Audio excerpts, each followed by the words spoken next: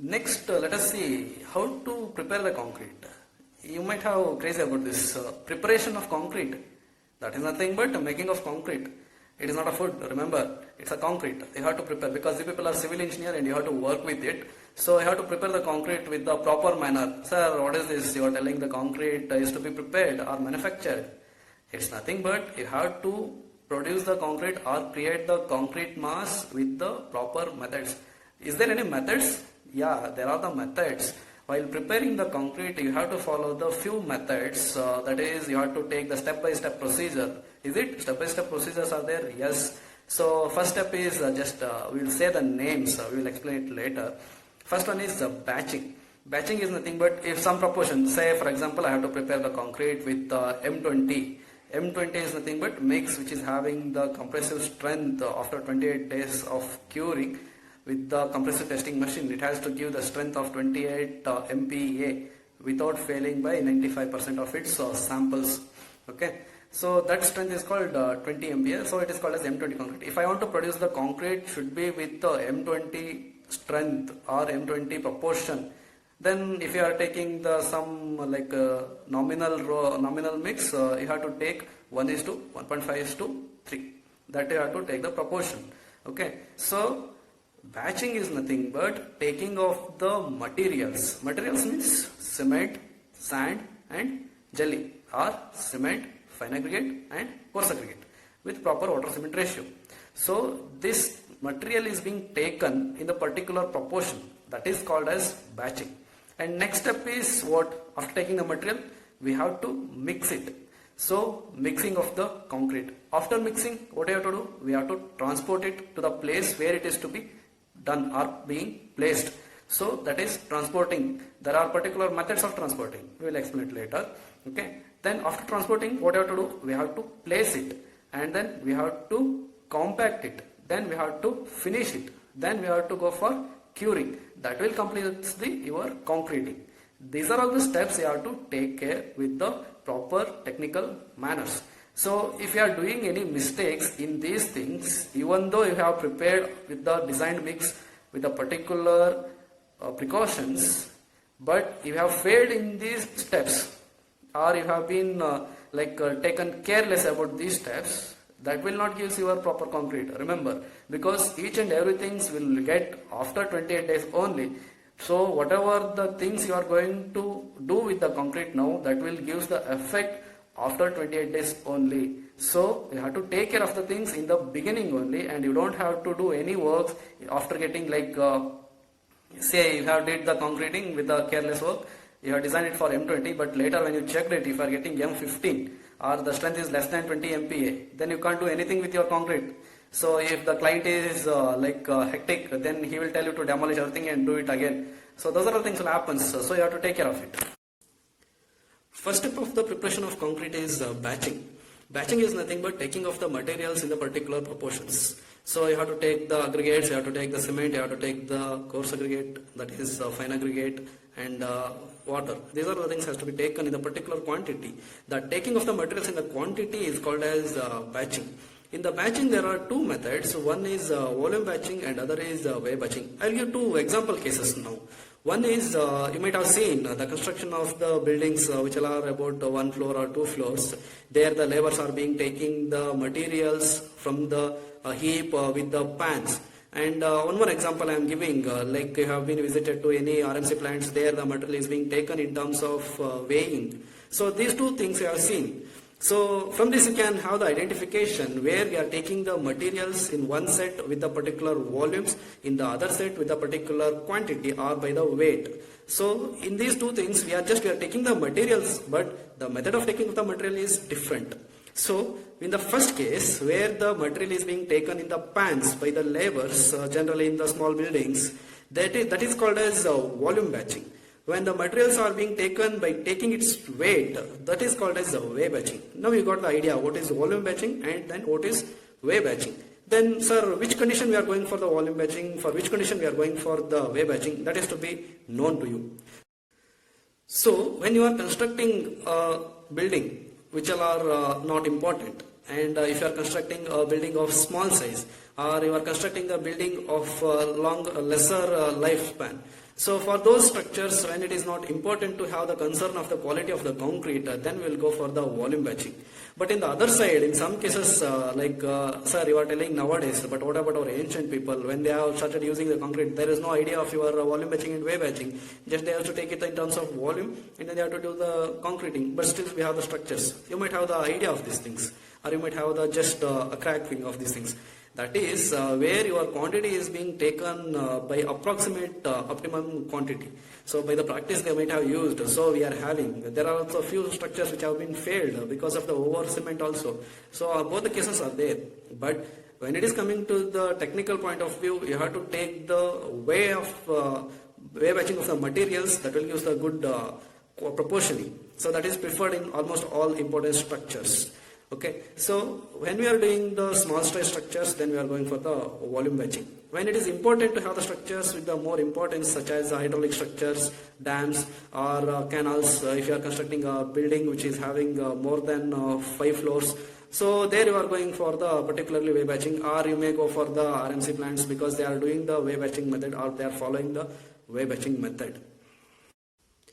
In the volume batching, we will be having some gauge box, that is a fixed box will be there. That box is being taken for the particular proportions for cement as well as fine aggregate as well as for coarse aggregate. With that box we are going to take it into the mixer, and then we are going to mix it. And when it is coming to the wave batching, just we are going to take the weight of all the materials, but all the materials are taken in terms of proportions. Say for example, if I am taking the 5 kg of cement, then I will go for the 10 kg of sand, and then I am going for the 15 kg of coarse aggregate, where it is giving the proportion 1:2:3. Likewise, so based on the proportions we are taking the material, but the taking of the material is in terms of weights. That is called as wave batching. Volume batching of concrete. In the other video, we have seen the overview of the manufacture of concrete. The preliminary step in the manufacture of concrete is batching of materials. The batching of materials is done either by volume or weight. In this video, we are going to see about volume batching. The required amount of each solid ingredient is measured by loose volume using a standard box which is called as gauge box. Once the grades of concrete are known, the relative proportions of materials are obtained. The cement is generally measured by weight and is used in terms of bags. One bag of cement weighs 50 kilograms and has a volume of 35 liters, that is 0.035 meter cube. The gauge box is made fill one bag of cement, that is 0.035 meters cube. The gauge box used for batching should not be too shallow. For example, let us see how to batch M15 concrete. The mix ratio for M15 concrete is 1:2:4. For this, for one bag of cement, the fine aggregates is filled 2 times in gauge box completely, and the coarse aggregates are filled 4 times in gauge box. The top of the gauge box should be leveled off with a straight edge. This type of batching is generally recommended for small-scale construction works. Wave batching of concrete. In the other video, we have seen about volume batching of concrete. As the volume batching is used for small-scale construction works and also an inaccurate method of batching, wave batching is generally used for all important and large-scale construction works. The wave batching is done either by manual or by machine. In manual batching, all the materials are weighted and batched according to the grades of concrete. For example, let's consider M15 concrete whose mix ratio is 1:2:4. For one bag of cement whose weight is 50 kilograms, then fine aggregate are taken 100 kilograms and coarse aggregates are taken as 200 kilograms. For large-size works, wave batchers are used, which consists 2 hoppers loaded with fine and coarse aggregates. When required, the weight are preset based on the number of cement bags. The hopper delivers the required weight of materials by gravity to the underlying pan. Automatic batching plants generally range from small to large capacity are also used for batching. These machines are designed to deliver the required quantities of materials at the continuous rate. The flow of each is cut off when the correct weight is reached. The required materials are collected at some point. That's all about batching of concrete. Once you have perfectly batched the concrete materials, it's time for mixing. Next is mixing of materials. So to produce the concrete, second step is mixing of the materials. Mixing is done to get the homogeneous mass of concrete and uniform in color and having the good consistency. For this purpose, we are going to do the mixing. So the mixing will be done in two ways. One is by the manual method, that is hand mixing, and other is by means of machines, that is called as machine mixing. Then how the hand mixing will be done, or what are the things we have to follow.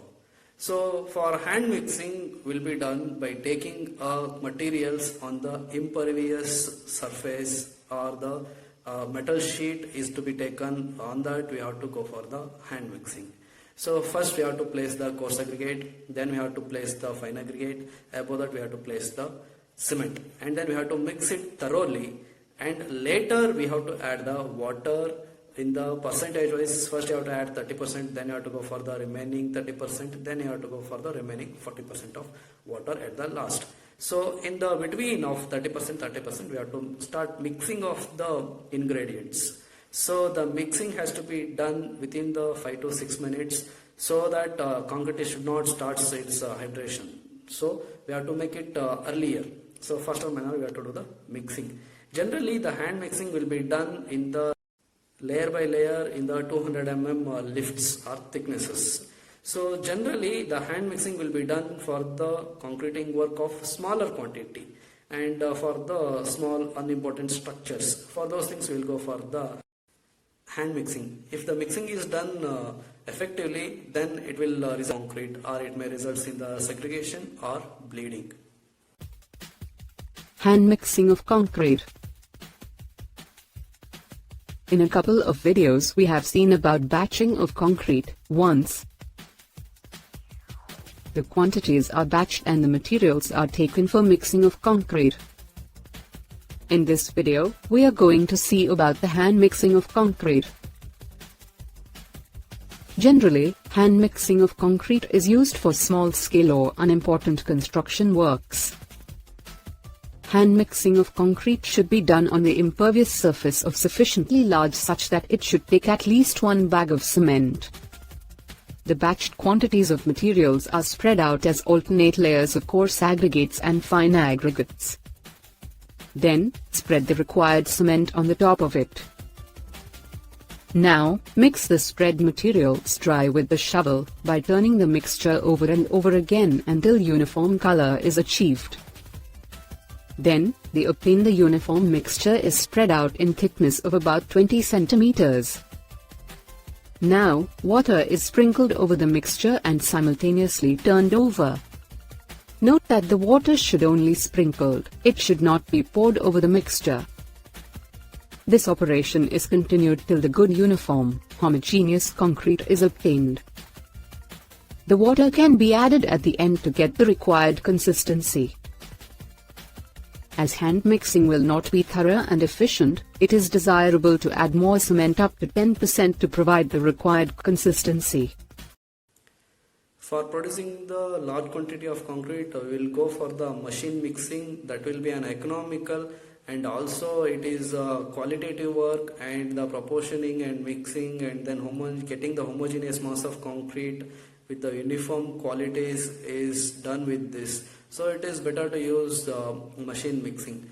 Then you have seen machine mixing in the general cases when you are doing for the concreting for the slabs, or when you are doing the concreting for the columns, beams, anywhere in the site outside the world you have seen.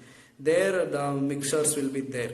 Let us see what are all the types of mixtures are there. Generally, first I will classify into 2 types of mixtures.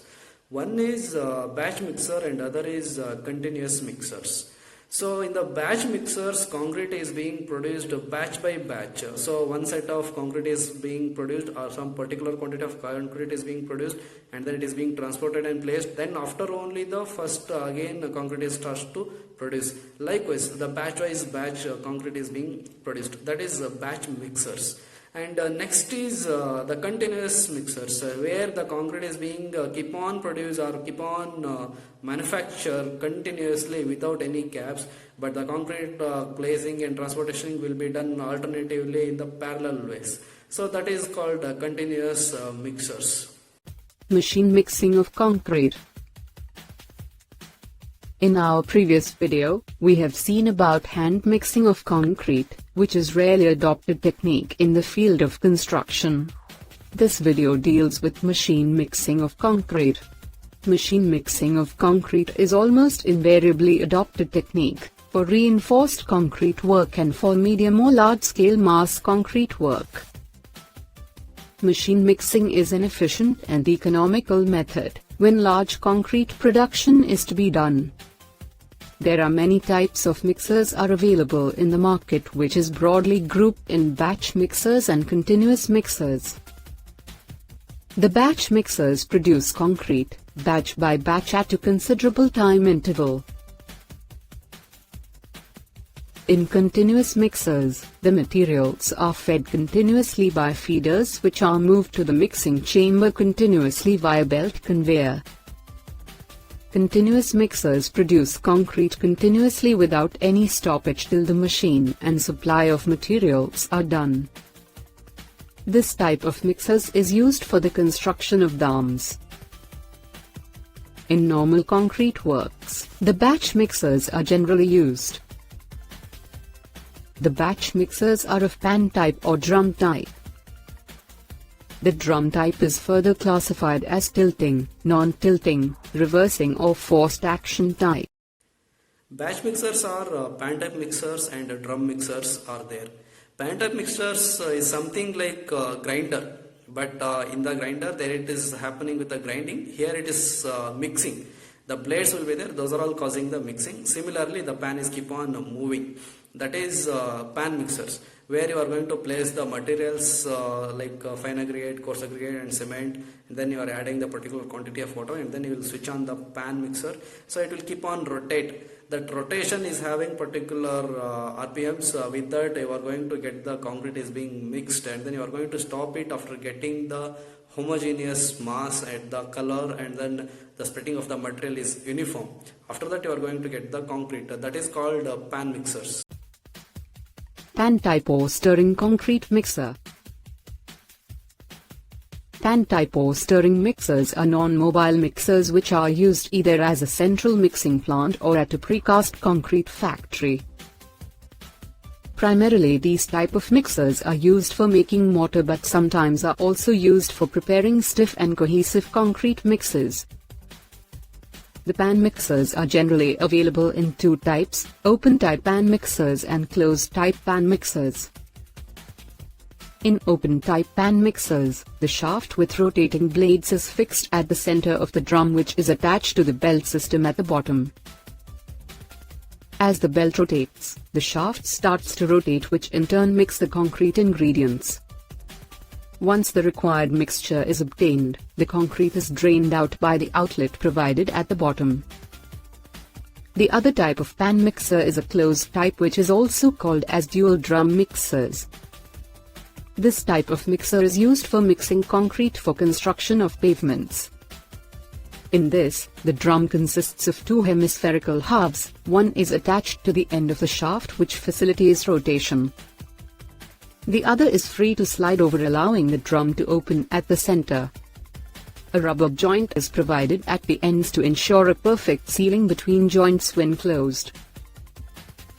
As the blade rotates, the circumferential speeds is created such that cross flow is created between the blades, which cause turbulence and produces a perfectly homogeneous mixture. Once the required mixture is obtained, the concrete is drained out by the outlet provided at the bottom. The main advantage of this type of mixer are the concrete produced will have no segregation. And also this mixer has advantage of producing kneading and crushing action on the ingredients. Next is drum mixers. That is I am discussing where you have seen in the generally when you are looking at the concreting for the slabs, a machine will be there, a mixer machine. There the materials is being dumped and then it is being given for the rotations with the material motor, and then it is being poured down. That is called drum mixers. In the drum mixers there are two types. One is tilting drum mixers and other is non-tilting drum mixers, where the tilting drum mixer is capable to do tilting action. So in the general what you are seeing anywhere in the constructions where it is capable of tilting to both the sides. The drum is capable to tilt on both the sides. That type of mixers are called as tilting drum mixers. If it is not possible to tilt the drum, but it is capable to produce the concrete and then it is capable to unload the concrete by itself, such drum mixers are called as the non-tilting drum mixers. Tilting drum concrete mixer. In our last video, we have seen about machine mixing of concrete and types of machine mixer used in construction. This video deals with the tilting drum type machine mixer for concrete. These types of mixers are designated by a number which represents its nominal mixed batch capacity in liters, followed by T, which represents tilting type of mixer. For example, 200T mixer represents tilting type mixer of 200 liters capacity. The standard size of these mixers available in markets are 85T, 100T, 140T and 200T. The mixers are also sometimes specified by two quantities: the total volume of ingredients added and the volume of concrete produced. For instance, 285 by 200T represents 285 liters of ingredients and 200 liters of concrete are produced. The tilting mixers are generally made with hand-fed or loader-fed. It consists bowl or double conical frustum-shaped mixer which can be tilted for discharging concrete. The blades are fixed inside the drum. This revolving drum with the mixing blades mix the ingredients fed to the drum and discharges the mixed concrete from the open provided at the top when tilted downwards. The concrete flows down to the underlying pan due to gravity in an unsegregated manner. The advantages of tilting mixer are: the mixer can be adopted for mixes of low workability and containing large size aggregate. The main disadvantage of this mixer is some mortar adheres to the drum walls after discharging concrete. Non-tilting drum and reversing drum concrete mixer. Non-tilting mixers and reversing drum mixers are a similar type of machine mixers which has only few difference. The non-tilting mixers are designated by a number which represents its nominal mixed batch capacity in liters, followed by NT. The standard size of these mixers available in market are 200 NT, 280 NT, 340 NT, 400 NT, and 800 NT. The reversing drum mixers are designated by a number which represents its nominal mixed batch capacity in liters, followed by R. The standard size of these mixers available in market are 200 R, 280 R, 340 R, and 400 R. Both consist of a non-tilting cylindrical drum with the blades fixed inside the drum and two circular openings at both ends. The ingredients are fed from one opening and the concrete mix is obtained from the other opening. In the non-tilting type, the output end is fixed with the inclined chute. Whereas, in reversing drum type, the cylindrical drum consists of two set blades. One set of blade attached to the drum mixes the mix, while another set of blades rotates in opposite direction which forces to discharge the concrete. reversing drum type is commonly adopted compared than other drum types for large construction works. These mixers are equipped with a hopper that moves up and down on an inclined set of rails and dumps the concrete ingredients through an opening of the drum. The advantages of this type of mixer are the time and effort required for tilting the drum is minimized. However, the discharge of concrete is at a slower rate, thereby resulting in segregation of concrete. Next step is transportation of concrete. It will take much more importance because your segregation and bleeding will happen in the transportation of concrete. If you haven't taken care of the transportation process, then it will cause us the segregation or bleeding. Okay. So you might have thought sir, does I can transport the concrete with the taking of time for a longer time, so there won't be any segregation, there won't be any bleeding, so I can go it slowly. Does I can do it like that? No, it won't happen because the segregation will happen when you are taking it in the faster manner, but you can't take it for the slower manner because there will be a problem setting of the concrete. So before starting of the setting of the concrete, you have to place it and then you have to finish it. By giving the time for those work, you have to transport the concrete to the place where you are going to place the concrete. So transportation is also an important work, but it is time balancing work. So you have to give the time for workers also, then you have to go take the concrete for the place. Those are all the things will take importance. Let us see the methods or modes of the transportation of concrete. Generally, the concrete will be transported in the different modes. The first one is mortar pan method, where the laborers are taking the concrete in the pans and then it is going to be transported by the manual method and then it is being placed. It is best suited for the small works or the quantity of the concrete to be placed is less, and where the availability of the labor is more. In those cases, we will go for the mortar pan.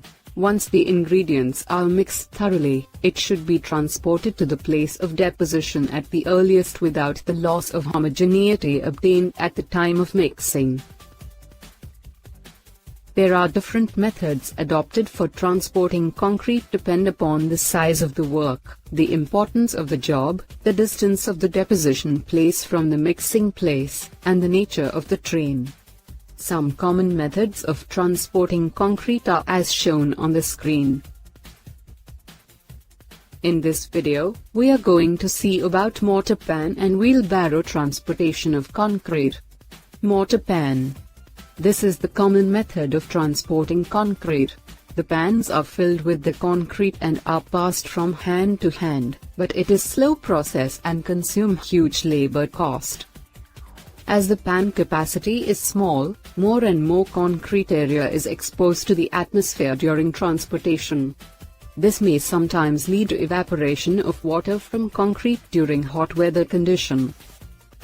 The advantage of this method of transportation is the concrete can be deposited for both above and below concreting without segregation. Wheelbarrow.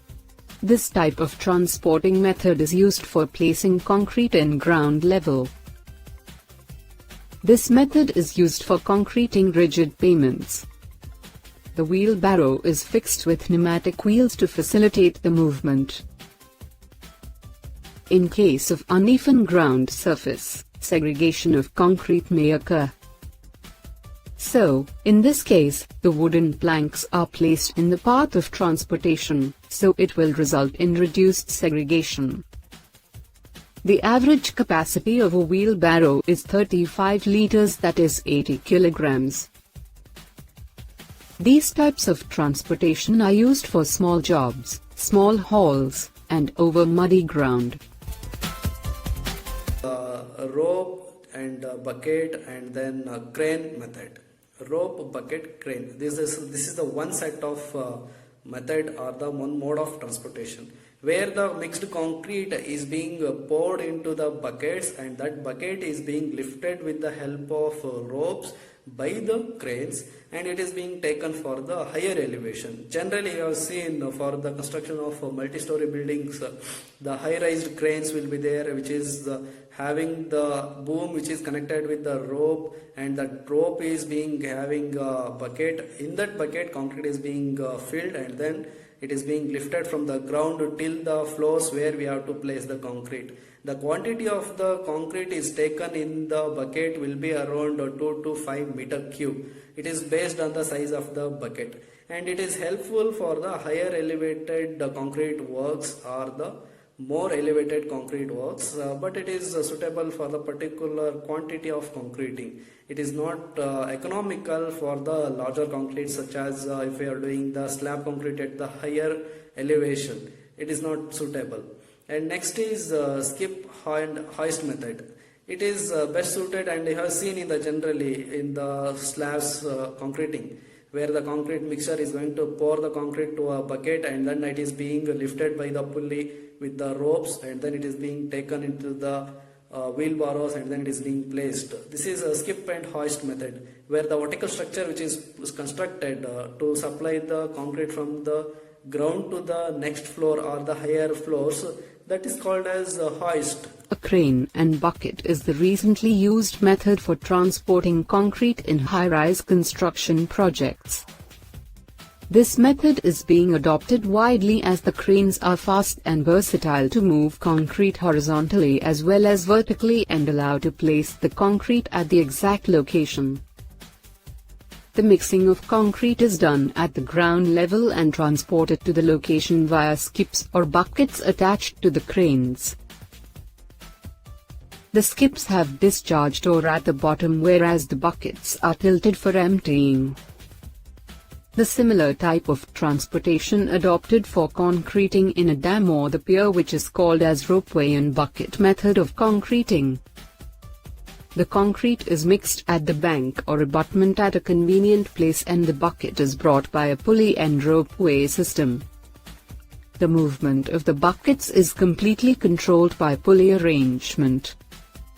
As the size of the bucket is large, the effect of exposure to sun and wind will not have much effect on the concrete. In this method, concrete is discharged by tilting or by gate system attached at the bottom. The gate is controlled by either manually or mechanically. To be noted that, in both methods, the concrete is discharged from the smallest height as possible and should not be made to fall from great height.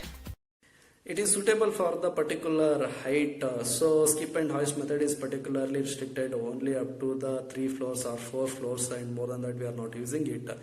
Then pump and pipeline method. Generally we have seen for the high-rise buildings, the concrete is done in the larger quantity. Then we will go for the pump and pipeline method, where the particular different types of pumps are there. Squeeze pump is there, and push and pull method pump are there, and so many types of pumps are there, where pressure pump are there, which all are being connected to the concrete container, and then it is having a end with the pipe, and that pipe is being filled with the concrete, and then it is being pushed with some pressure, and then it is lifted to the higher floors. At the end of the pipe, the concrete is being coming at the higher levels, so you are getting the concrete at the lifted places or at the higher elevated places through this pump and pipeline method.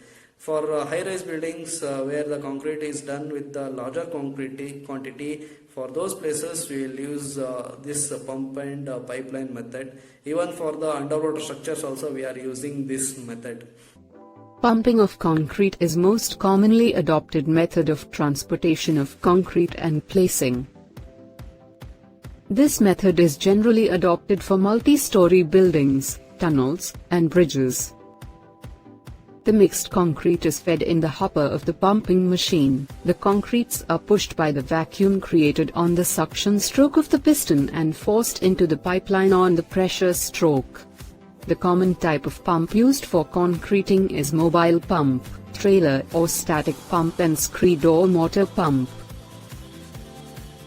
The pumps of capacity 15 to 150 meters cube per hour are commonly used.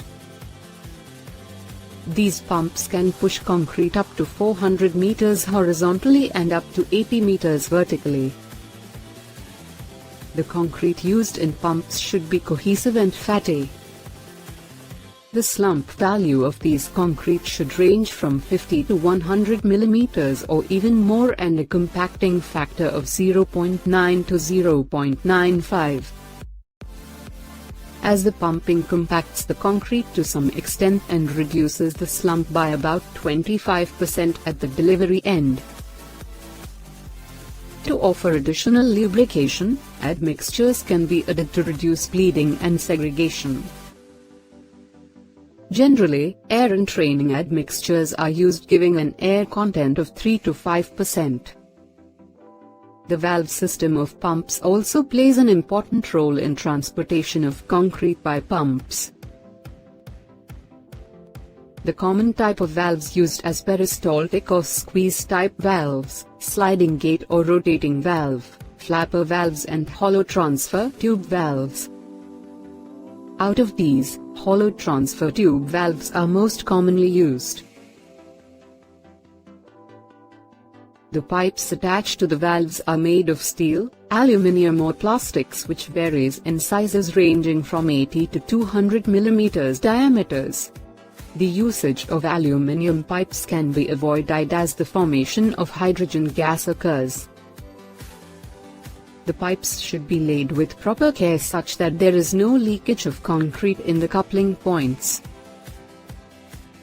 as any leakage results in the escape of air and water, which in turn impede the pushing of concrete. In case of vertical pipe transportation, there must be sufficient starting distance provided. Normally, the distance of about 10 to 15% of the vertical distance is provided. Belt conveyor method is another mode of transportation where it is not having much more wide applications because there is a problem of segregation of the materials because of the vibration in the belt conveyors. But it is applicable only where it is much more essential cases. For those things we are applying belt conveyor method of transportation of concrete. And next is the hand cart or wheelbarrow method, where it is concrete is to be supplied for the considerable distances. Then the concrete is being filled in the buckets or the container of the wheelbarrow, and then it is being taken by borrowing the that container. So we are going to pour it. That is also being helpful only when you are doing the concrete for the little considerable distances. And also you might have seen concreting for the rigid pavements where the concrete is being taken in terms of trucks, and then it is being poured, and then it is being compacted by the rollers. That also you have seen. That is also another mode of transportation where the concrete is being taken by the trucks. That is also another mode where the concrete is to be transported in the large quantity, but it is also at the considerable or very far distances. Then it is suitable to use a truck method, and it is best to have the truck method only for the dry lean concrete or the concrete which is having the lesser susceptibility for the segregation. So for those concretes we can use the truck system. First, let's have a look at the dumpers. Dumpers are generally used for large concrete works, particularly for concrete to be placed at ground level. The capacity of dumpers is usually of 2 to 3 cubic meters. Sometimes, for huge concreting works, dumpers are replaced with trucks or ordinary lorries which has a capacity up to 6 cubic meters or more. The body of the dumper should be wetted with water before loading with the concrete. In truck transportation, the concrete should be covered with the tarpaulins or other covers before transit to prevent evaporation. If the location is long, it is preferred to use agitators to prevent concrete from segregation and stiffening. The dumpers are commonly employed for road construction and for factory floor construction. Belt conveyors. Belt conveyors have rarely adopted method of concrete transportation technique. The rare usage of this method is due to the concrete is likely to segregate on steep inclines, at transfer points, or change in the directions and at the points where the belt passes over the rollers. And also as the concrete is exposed over long stretches, it is likely to dry and stiffen during transportation, particularly in hot, dry or windy weather conditions.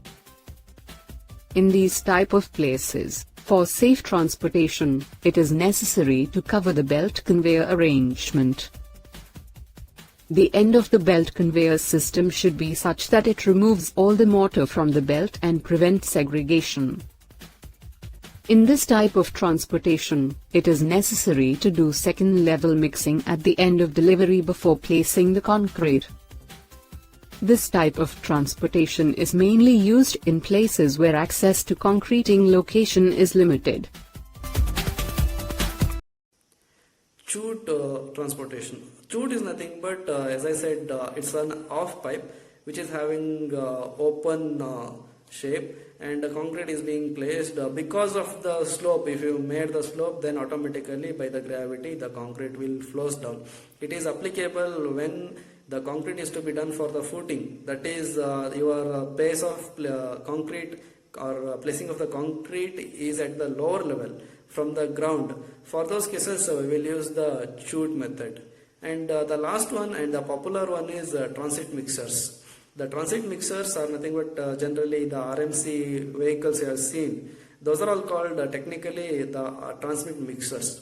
Those are all transporting the concrete of huge quantity, and it is in the same state of mix, and then the time taken is also less. So it is now become very much popular, and it is adaptable for the mass concreting, it is adaptable for the far away distances, and it is adaptable for all the type of concreting. So that is also an advantage for this transit mixers. Chutes. Chutes are generally used where concrete is to be transported below ground level. The typical chute used in construction is shown on the screen. The sections of the chute should be made with a metal surface or at least lined with the metal. The chute must contain uniform slope across the section, which approximately 1 in vertical to 2.5 horizontal. The layout of the chute should be made in such a way that the concrete will slide evenly in a compact mass without any separation or segregation. This method is not commonly adopted in the construction site. It is adopted only when there is lack of space for movement of labors or congested reinforcement. Skip and hoist method. This method is commonly adopted one for transporting concrete vertically up for multi-story building construction, as employing mortar pan, adders etc. for transporting concrete would be uneconomical for multi-story buildings. In this case, skip and hoist method would be economical and faster. This method is adopted in 3 different ways: chain hoist or platform hoist or skip hoist.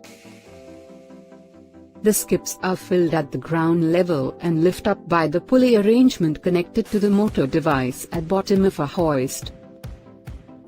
After reaching the certain height, the concrete is placed by automatic arrangement or by manual operations. The occurrence of segregation of concrete depends upon the extent of travel and rolling over the rails. If the skip has to travel for higher distances, it is necessary that the concrete should be remixed before placing. Next is placing of concrete. Placing is also an important step to be followed in the maintaining or attaining the good quality of concrete at hardened state.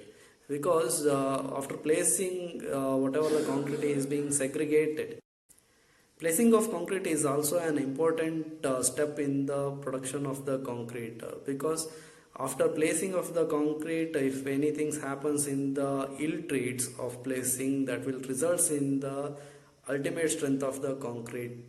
So there are the problems of attainment of the strength, or there might be the problems of bleeding, or might be the problems about shrinkage cracks. These are all the things will happen because of the placing.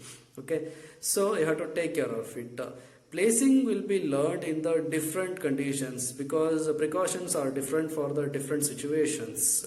So we will specify it in the different methods such as placing of the concrete in the earthen molds. Say for example you are placing the concrete for the foundation of a column or foundation of a wall. So it is different. And then placing of the concrete in the large earthen molds, such as you are placing of the concrete for the road slabs or for the airfields, or you might be placing of concrete in the shutters or the sheets where the concreting is done for the piers or abutments or for the dams. The mass concreting is being poured in the just shutters. That is also one thing. And the usual formwork or placing of the concrete in the usual formworks, that is columns, beams, slabs, what we are seeing, that is also taken with the different precautions.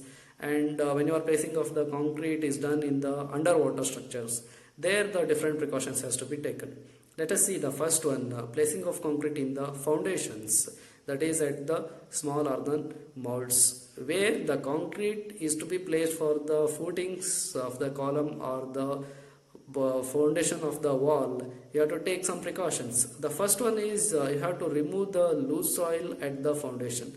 After digging for the particular shape or the size of the foundation, you have to remove the loose soil if it is there, or if any roots are there, roots of the trees, it is to be cutted, chopped and then tarred. Okay, then if it is possible also you can go for the charring of the roots. That has to be taken. That means the further roots doesn't have to go for the growth in your concrete, so you have to avoid it.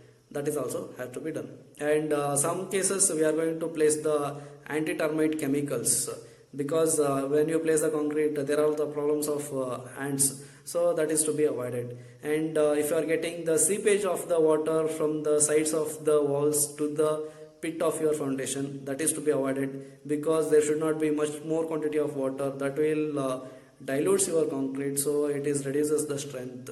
That means by increasing the water cement ratio, so there won't be any seepage. That is to be sealed off using the by gunniting method or by the grouting method. So those things has to be followed. So whatever, there should not be any excess water. And that means it should not be completely dry, because if it is completely dry, whatever the soil is there, it is going to absorb the total cement water of your concrete. So it should be wetted before placing. These many caring things has to be taken before placing of the concrete in the foundations or in the earthen molds. Some important precautions to be followed are: before placing the concrete in the foundations, all the loose earth must be removed from the bed. Any trace of the root of trees in the foundation trench should be cut and charred or tarred effectively to prevent the further growth. If the surface of the earth above which foundation is to be laid is dry, must be wetted with water, thus there will be no absorption of water from concrete. Besides, if the bed is too wet or filled with rainwater, the water must be removed completely before placing of concrete.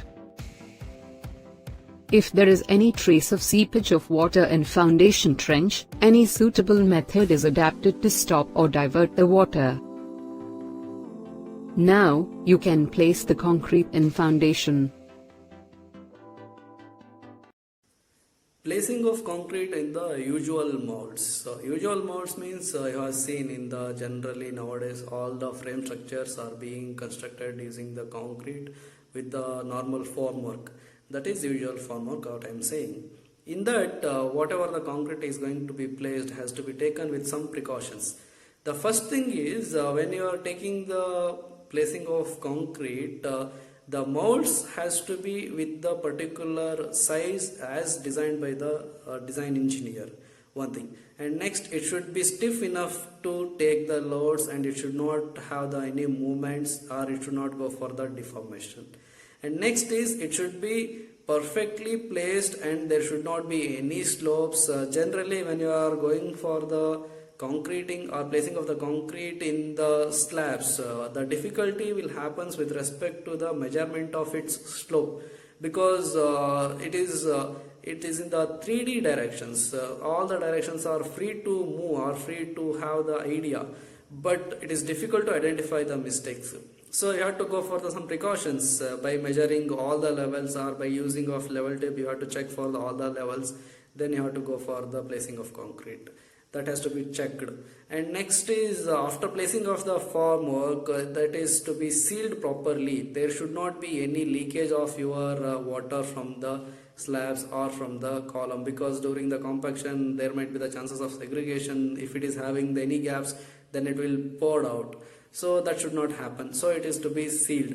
And when you are placing of the concrete in the slabs, there should be proper cover should be maintained even after placing also. So the cover placings has to be checked properly. And next is when you are doing the concreting in the slabs, the concrete should not adhere to the forms what you are placing. So it should be oiled properly, and there should not be any excess greasy material, so it is causing the honeycombing of the concrete structures. Or there should not be any foreign materials to be placed, you have given the formwork with the plywood workers, they may leave their hammers, or they may leave the piece of wood. Those things will happen, but before placing of the concrete you have to check for all those things, so no any foreign material should be there. And generally you have seen in the slab concrete, the pipe of electric ducts has to be placed, and those things has to be taken care according to the design things, and that is to be checked. And you have to prepare the checklist for before placing of the concrete, that has to be followed in the site perfectly. Okay, so these are all the things will be taken care while placing of the concrete in the usual formworks. The columns, beams and floors or roofs are the important structural element for any building. The concrete should be placed perfectly at these places. If not, it will lead to structural failure. Before placing the concrete, the forms or shuttering should be examined for correct alignment. The forms must be rigid enough to withstand the weight of concrete and loads during construction without any deformation. The finish of forms must be accurate enough such that there is no loss of mortar which otherwise result in honeycombed concrete. The inner surface of forms must be cleaned and oiled before use to avoid any sticking of concrete with the forms and their difficulty in stripping. The reinforcement is placed should be tied tightly and must be free from any forensic agents. The presence of rust, paints, oils or grease should be removed before placing of concrete. The minimum cover of reinforcement should be checked before concreting. The concrete should not be dropped from a high distance, rather it should be dropped from the small height as it could be possible. The concrete should be placed at one point and made to flow sideways such that there is no honeycomb and layidance formation. This can be checked by placing the concrete by layer. The surface of the underlying layer should be kept rough and the layidance formation must be removed. There is a chance of failure to the bond between layers of concrete, so these layers should be placed as soon as possible. By this way, you can place the concrete in columns, beams, and roofs or floors. Next is placing of concrete in the large earthen molds. That is the cases dealing with the road concreting or airfield concreting. In that, how the precautions has to be taken, that is to be thought. Okay, so in those cases, first and foremost thing is we have to remove the loose soil which is there at the top layer, and then we have to remove any grasses or organic matters, and if it is subjected to any moisture content or excess seepage is there, that is to be avoided. And then it is to be damped properly. Okay, the damping will gives the it will affect the quality of the concreting, so the damping is to be done properly. Okay, so that has to be taken care. And next is while placing of the concrete, we are not supposed to do the whole lane at a once or whole width of the road at a once. we have to go for the batch by batch or alternate lanes. Likewise you have to take. In the cities you might have seen, if you are doing the 2 lanes of concrete, offside is being done in once and then remaining offside is being done in the other time. Okay, that is to be followed. So there should not be any obstruct for the transportation of the people. Okay, that has to be taken care. And next is before placing, the damping has to be done, and then damping might be done either with some damp proof work or the cement mortars, or some cases we will go for the placing of the polyethylene sheets, and then we are going to pour the concreting. In the pouring of the concrete also, just we don't have to come and pour the concrete, we have to pour it in a heap and then you have to lift it, transport it, and then you have to place it. Likewise it has to be done. And next is when you are doing the concreting for the indoor stadiums, there also you have to take care of the same things, but maintaining the thickness is also an important. So we are going to place some kuttis, that is nothing but a particular thickness of concrete is being placed in the different lengths, and then it is being taken with the ropes. Through the rope we are maintaining the level for all the sides of the slab. So that has to be followed. The construction of road slabs, airfield slabs and ground floor slabs cannot be constructed in a single stretch.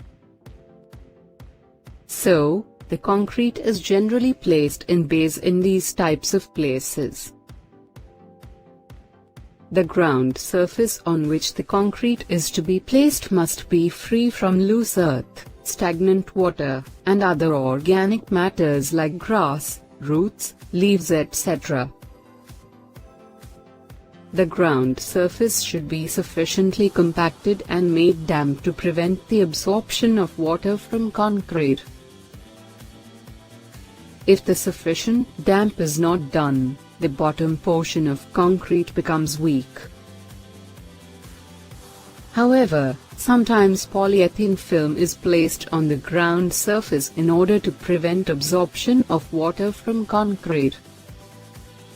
At first, the entire portion is divided into a number of bays and concretes are filled in the alternate bays, giving enough scope for the concrete to undergo sufficient shrinkage. The required contraction and dummy joints are provided in the required places. After a while, the left-out bays are filled with the concrete. The thickness of the concrete must be properly maintained throughout the construction. The concrete must be dumped in the required places and should not pour. The practice of placing concrete in a heap at one place and then dragging it should be avoided. By this way, you can place the concrete in road slabs, airfield slabs and ground floor slabs.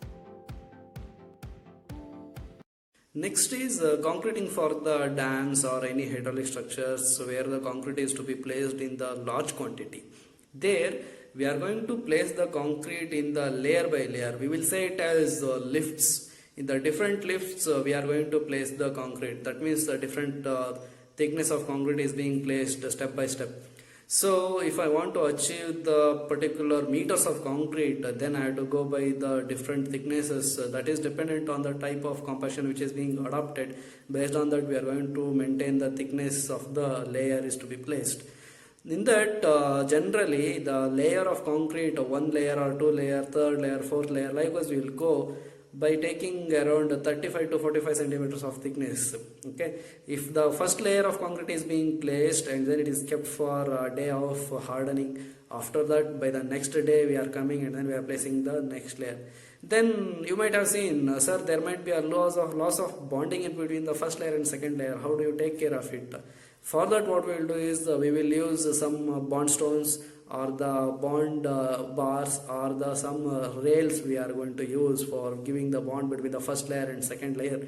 And before placing of the second layer, any loose gut or any liaisons matter or any other foreign matters is being placed, it is being removed, and then it is being roughed with wire brushes, and then it is being wetted, and then we are applying the mixture of cement and water for this, and then we are going to place the next layer. These are the things has to be taken by taking the lift by lift connection. Likewise, we are going to raise the height of the concrete structures in the particularly for the mass concreting. Okay. Construction of raft foundations, high-rise building, bridge piers or abutments, dams, etc. Concretes are generally placed in a large mass. In these places the concrete is placed in layers. The thickness of each layer depends on the mode of compaction employed. However, the thickness of about 35 to 45 centimeters is commonly employed. When the concrete is poured in layers, there is a possibility of formation of lift, which results in the formation of cold joints. Thus, the concrete on the above layers should be placed quickly with sufficient care. The thickness of layers is limited based on the method of compaction and size and frequency of vibrator used. Before placing the concrete, the surface of the previous lift is cleaned with the water jet and rubbed with a wired brush. In dams, sandblasting is also adopted. The old surface is sometimes hacked and made rough by removing the liaisons and loose material. The surface is wetted. Sometimes, a very thin layer of rich mortar or cement slurry is dashed against the old surface and then the next layer of fresh concrete is placed. If the concrete is subjected to horizontal thrust, bond bars, bond rails or bond stones are provided to obtain a good bond between the successive layers. These are important things to be noted in mass concreting. Next is underwater concreting. This is also an important and then difficult job, because concrete has to be placed below the water and there should not be any increment of the water content of your concrete. So we are going for the Remy concrete. Okay, in that we are going to take the concrete in a particular pressurized pipe, and then it is being placed and then it is kept for its own setting, and then it is going to be taken for the rise of the structure. That is taken in the underwater concreting. There we are not affecting any of the water cement ratio. So underwater concreting will be done like this. Compaction of concrete. After the concrete is placed in the required location, it should be sufficiently compacted. First of all, what is compaction of concrete? Compaction of concrete is the process done for removing the entrapped air from the concrete. In the previous process of concrete production, such as mixing, transporting and placing of concrete, certain amount air is likely to get entrapped in it. The higher amount of entrapped air in the concrete, the lower would be its workability. If this entrapped air is not removed completely, there will be considerable losses in the strength of concrete. The graph shows the relationship between loss of strength and presence of air voids in the concrete. It is clear from the graph that even presence of 5% voids reduces the strength of concrete by about 30%. Thus, it is important to achieve 100% compaction to attain the required strength and durability. Besides, insufficient compaction also results in the penetration of aggressive chemicals into concrete, which reacts with the concrete and reinforcement, thereby reducing the durability of concrete. To achieve full compaction, the concrete must be sufficiently wet while mixing of concrete. However, too wet for easy compaction results in a reduction of strength in concrete. There are various methods of compaction employed at the site, namely, hand compaction, compaction by vibration, compaction by pressure and jolting, and compaction by spinning. There are different sub-methods available in each of these methods. Hand compaction of concrete. Hand compaction of concrete is generally adopted for small concreting works and unimportant works.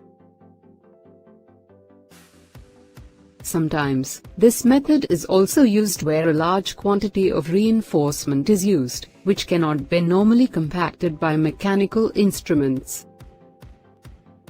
When hand compaction is to be adopted, the consistency of concrete should be maintained at a higher level. The thickness of the concrete layer is maintained between 15 to 20 centimeters. Hand compaction is done by rodding, ramming or tamping. Rodding is poking of concrete with rod of length up to 2 meters and 16 millimeters diameter to pack the concrete between the reinforcement and formwork. Rodding is continuously done over the complete area to effectively pack the concrete and expel the entrapped air. Occasionally, instead of the iron rod, bamboos or cane is also used for rodding purpose. The next type of hand compaction is ramming. Ramming of concrete should be done with sufficient care. Ramming is commonly done for unreinforced foundation concrete or in ground floor construction. Ramming should not be done in place of reinforced concrete or in the upper floor construction, that is, concrete is placed in the formwork supported on struts. If ramming is done in above-mentioned cases, reinforcement present may be disturbed or the formwork may fail. The other method of hand compaction is tamping. Tamping is the usual methods adopted for compacting the roof or floor slab or road pavements where the concrete thickness is less and the surface to be finished smooth and leveled. Tamping is done by beating the top surface by a wooden beam of suitable size. Since the tamping bar is long, it not just compacts the concrete, but also levels the surface across the entire width. Compaction by vibration. Even though the compaction by hand gives satisfactory results, the strength of hand compacted concrete is low as it requires higher water-cement ratio. To obtain high strength, it is important to use stiff concrete with low water-cement ratio. For compacting this type of concrete, mechanically operated vibratory equipments should be used. The modern high-frequency vibrators can even be employed for vibrating concrete in places where hand compaction cannot be employed. For example, a concrete with about 4 cm slump in a closely spaced reinforced can also be compacted by vibrators. Whereas, hand compaction required much more slump value of about 12 cm. The action of vibration makes the particles of fresh concrete in motion, reducing the friction between them and affects the liquefaction of concrete. This enables easy settlement. Compaction by vibration is an economical way of compacting the concrete with the less water-cement ratio. Apart from low water-cement ratio, the compaction by vibration is advantageous in the places of congestion of the reinforcement, inaccessibility of the concrete in formwork, and poor shape and texture aggregates are used.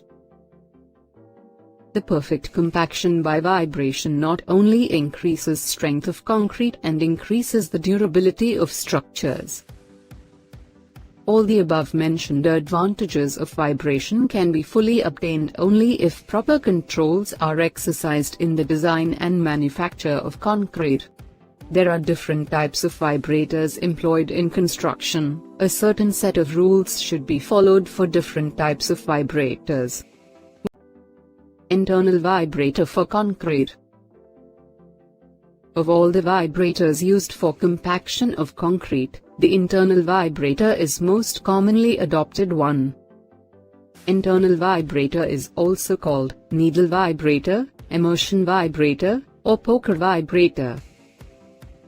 The vibrator consists of a power unit, a flexible shaft and a needle.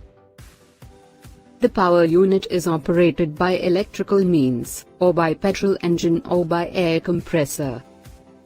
The vibrator is inserted into the concrete at a place of about 30 seconds to 2 minutes. The vibrator needle inserted at the spacing of 600 mm or 8 to 10 times diameter of the poker. The vibrations to the concrete are caused by eccentric weights attached to the shafts or the motor or the rotor of vibrating elements. The frequency of vibration caused by needle vibrator varies up to 12,000 cycles of vibration per minute. The diameter of the needle varies from 20 mm to 75 mm and its length varies from 25 cm to 90 cm. In case of mass concrete structure, bigger needle-type vibrators are used. In case of congested reinforcement places, the needle may not go in concrete surface. In this case, the needle is replaced by a blade of the same length. The vibration in blade facilitates the compaction of concrete in congested reinforcement. The advantage of this method is it is portable and can be easily shifted from place to place easily. Formwork vibrator for compaction of concrete. Formwork vibrators are also called external vibrator or shutter vibrator.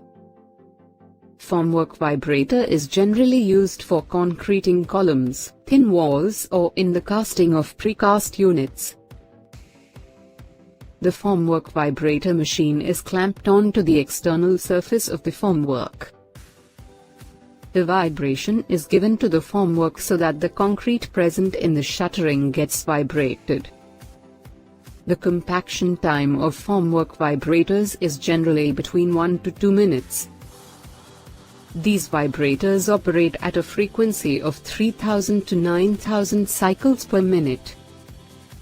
This method of compaction of concrete also has advantages in places where reinforcement, lateral ties and spacer interfere. The use of formwork vibrator also produces a good finish to the concrete surface. The shuttering and the formwork used should be rigid, strong and watertight to withstand vibration caused by the vibrator. As the vibration of concrete is given indirectly through the formwork, the vibrator requires more power and the efficiency of an external vibrator is lower than the efficiency of an internal vibrator. Table vibrator for compaction of concrete. Table vibrator for compaction of concrete is the special case of formwork vibrator, where the vibrator is clamped to the table. They are commonly used in laboratories and factories for compacting concrete cubes and prefabricated elements. The vibrating table consists of a rigid-built steel platform mounted on flexible springs and driven by an electric motor. The concrete molds are clamped on the table and allowed to vibrate. The average frequency of vibration caused by table vibrator is 4000 cycles per minute. The vibrations are stopped as soon as the concrete in the molds forms a smooth leveled surface. However, the medium workable mixes require the higher frequency of vibration than stiff mixes. In this case, a high-frequency vibrator is mounted on the table. The vibrating tables are found to be very efficient in compacting stiff and harsh mixes which are used in the manufacture of precast elements. Platform vibrator for compaction of concrete. Platform vibrator is nothing but a table vibrator, but it is larger in size. This type of vibrator is used in the manufacture of large prefabricated concrete elements such as electric poles, railway sleepers, prefabricated roofing elements etc. The large vibrating table consists of a rigid-built steel platform mounted on flexible springs and driven by a number of electric motors. The average frequency of vibration caused by table vibrator is 4000 cycles per minute. The vibrations are stopped as soon as the concrete in the molds forms a smooth leveled surface. Sometimes, the platform vibrator is also coupled with jerking or shock-giving arrangements such that a through compaction is given to the concrete. Compaction of concrete by pressure and jolting. Compaction of concrete by pressure and jolting is commonly used for compacting hollow blocks, cavity blocks and solid blocks. This is the best effective method of compacting very dry concrete. The dry concrete is vibrated, pressed and provided jolts. The frequency of jolt of 100 to 150 jolts per minute is provided. With the combined action of the jolts, vibrations and pressure, the dry concrete gets compacted to a dense form to give good strength and volume stability. By adopting this technique, a concrete with very low water-cement ratio can be compacted to obtain the required strength. Compaction by spinning. Compaction by spinning is one of the recent methods of compaction of concrete. This method of compaction is commonly adopted in the manufacture of concrete pipes. The concrete mix, when spun at a very high speed, gets well compacted by centrifugal force. Fume pipes, spun pipes etc. are common examples which are compacted by a spinning process. Curing of concrete. We have already discussed the aspect of hydration of cement in a video. Concrete attains its strength by the hydration of cement particles when placed. The hydration of cement is slow at the start and continue for a long time at a decreasing rate. The heat and product formation due to hydration of cement depends upon the extent of hydration. The cement requires a water-cement ratio about 0.23 for hydration and a water-cement ratio of 0.15 for filling the voids in the gel pores.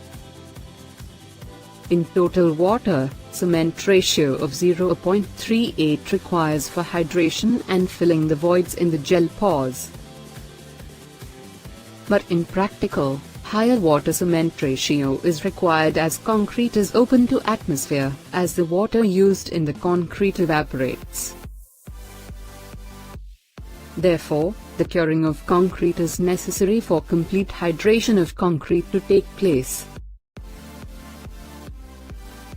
Let's define curing of concrete as the process of keeping the concrete moist, so as the hydration of cement can continue.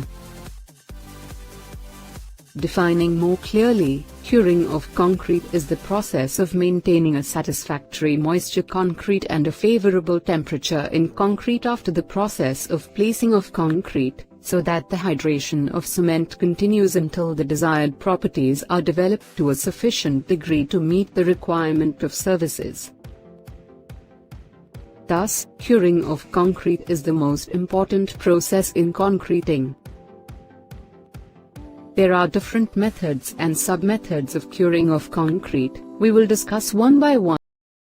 Water curing of concrete. Water curing is the best method of curing as it fulfills all the requirements of curing, such as hydration of cement, elimination of shrinkage and absorption of the heat of hydration. Water curing is generally done in different ways, such as immersion, ponding, spraying or fogging, and wet covering. The type of water curing is adopted based on the requirements of concrete. That is, the precast concrete items are typically immersed in curing tanks for a certain duration. Ponding is adopted for pavement slabs, roof slab etc. Spraying or fogging is done on the vertical retaining wall or plastered surfaces or concrete columns, etc. In some cases, wet coverings such as wet gunny bags, hessian cloth, jute matting, straw, etc., are wrapped to a vertical surface for keeping the concrete wet. Apart from these, for horizontal surfaces, sawdust, earth or sand are also used as a wet covering to keep the concrete in wet condition for a longer time so that the concrete is not unduly dried to prevent hydration. These are all the methods adopted for water curing. Membrane curing of concrete. In some places, where there is an acute shortage of water, water curing may not be possible for reasons of economy. We know that curing of concrete is done as water added in the concrete gets evaporated after being placed. If water curing is not possible, covering with a membrane will effectively seal off the evaporation of water from concrete. However, a small amount of water is sprayed before covering with the membrane. There are large number of sealing compounds developed in recent years. Some of the common materials used are bituminous compounds, polyethylene or polyester film, waterproof paper, rubber compounds, etc. Initially, the bituminous compound was being used for this purpose. As bituminous compound is black in color, it absorbs heat from the concrete when converted to the top surface of the concrete. This results in the increase of temperature in the body of concrete, which is undesirable. Thus, other modified materials which are not black in color came in use. However, bituminous compound coated with lime is being used as lime wash prevents heat absorption. To obtain best results, a small amount of water is sprayed before covering with the membrane. Normally, 2 or 3 coats may be required for effective sealing of the surface to prevent the evaporation of water. The reason for large use of membrane curing is due to increase in volume of construction, shortage of water, need for conservation of water, increase in cost of labor, and availability of effective curing compounds. Membrane curing is commonly preferred for curing canal lining, sloping roofs and textured surface of concrete pavements. In case of waterproofing, paper or polyethylene film are used as the membrane. Sufficient care must be taken to see there is no puncture. Membrane curing it should be checked that whether adequate lapping is given at the junction and these laps are effectively sealed. Curing by application of heat. We all know that the development of strength of concrete is not only depends on the time but also the temperature of the surroundings. Thus, when the concrete is subjected to a higher temperature, it accelerates the hydration process, resulting in faster retaining of strength. As the presence of moisture is essential, the concrete cannot be subjected to dry heat to accelerate the hydration process.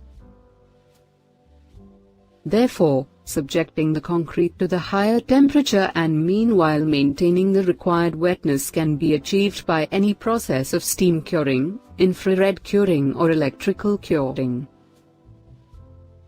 As this method of curing makes the concrete to attain strength faster. Thus, it has many advantages such as accelerated setting time, the time required for curing is less, etc.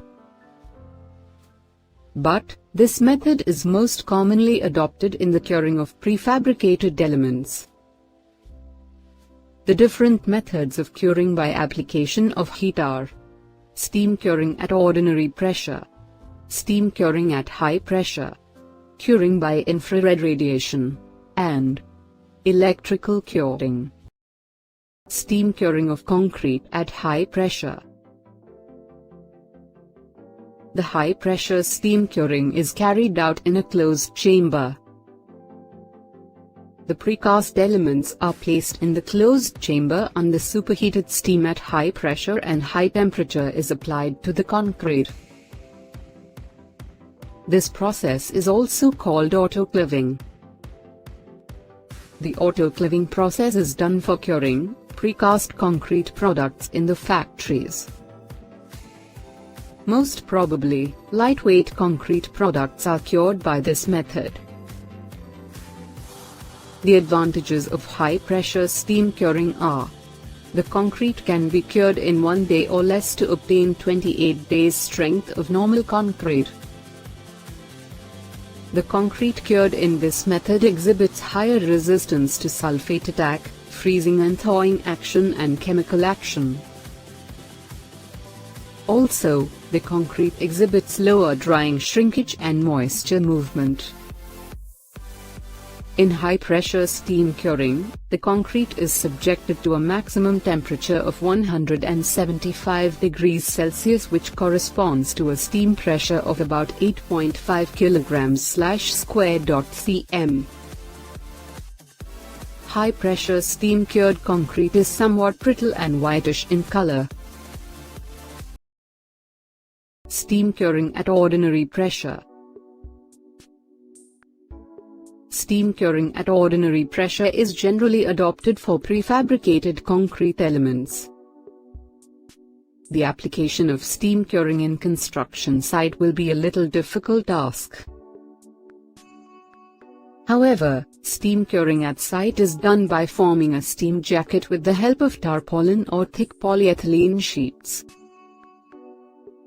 But it is found to be inefficient in site. Steam curing at ordinary pressure is done on prefabricated elements stored in a chamber.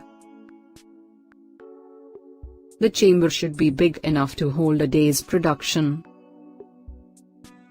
The door is closed and steam is applied either continuously or intermittently. The accelerated hydration takes place at the higher temperature and the concrete products attain the 28 days strength of normal concrete in about 3 days. In large prefabricated factories, they have tunnel curing arrangements. The tunnel of sufficient dimensions are maintained at a different temperature. The concrete products are mounted on trolleys, move at a very slow speed, subjecting the concrete products progressively to the required temperature. The trolleys are kept stationary for a while and finally pulled out of a tunnel. The influence of curing temperature on strength of concrete is shown on the graph. Steam curing is commonly adopted for precast elements, especially pre-stressed concrete sleepers. For rapid development of strength, some special type of cement is being used. The girders used in bridges are being cured by this process. A typical steam curing cycle at ordinary pressure is shown on the screen. It consists of various durations and temperature given for different period. Electrical curing of concrete. Electrical curing of concrete is widely adopted in very cold climatic regions. Besides, usage of this method in ordinary climatic conditions is found to be uneconomic. In this method, the concrete is cured by passing an alternating current through the concrete between two electrodes in the form of plates placed entire area of the opposite sides. The potential difference between the plates is maintained as 30 volt or 60 volt. Sufficient care must be taken to prevent the complete escape of moisture from the concrete. By electrical curing method, the concrete can attain the normal 28 days strength in a period of 3 days. However, this method is rarely adopted as it is expensive. Curing of concrete by infrared radiation. Curing of concrete by infrared radiation is generally done by the application of infrared to the concrete. In this method, the strength of concrete can be gained faster than in the steam curing methods. The initial high temperature given to the concrete does not cause any decrease in the ultimate strength. This method of curing is commonly adopted for curing of hollow concrete products. The heaters are placed in the hollow space presented in the concrete products. The normal operative temperature of this method is about 90 degrees Celsius.